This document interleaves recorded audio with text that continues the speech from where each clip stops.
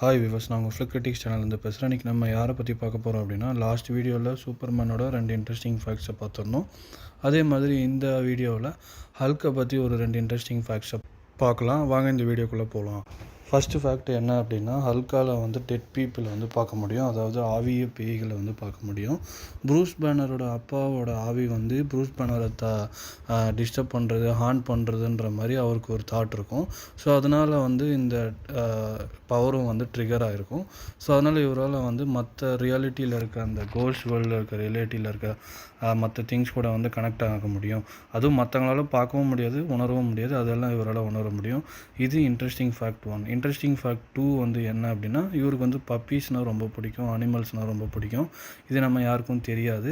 So இது interesting fact 2. உங்களுக்கான question என்ன அப்படின்னா, ஹல்க்கு வந்து எந்த வருஷம் காமிக்கில் வந்து எந்த காமிக்கில் அப்பியர் ஆகிருக்காரு அப்படின்றத வந்து நீங்கள் கமெண்ட் பண்ணுங்கள். அதை நான் கரெக்டான உங்களுக்கு கமெண்ட்டில் சொல்கிறேன். ஸோ இந்த வீடியோ பிடிச்சிருந்தா தயவுசெய்து லைக் பண்ணுங்கள், ஷேர் பண்ணுங்கள், கமெண்ட் பண்ணுங்கள். மறக்காம ஃப்ளிக்ரிட்டிக்ஸ் சேனலுக்கு சப்ஸ்கிரைப் பண்ணுங்கள். தேங்க்யூ.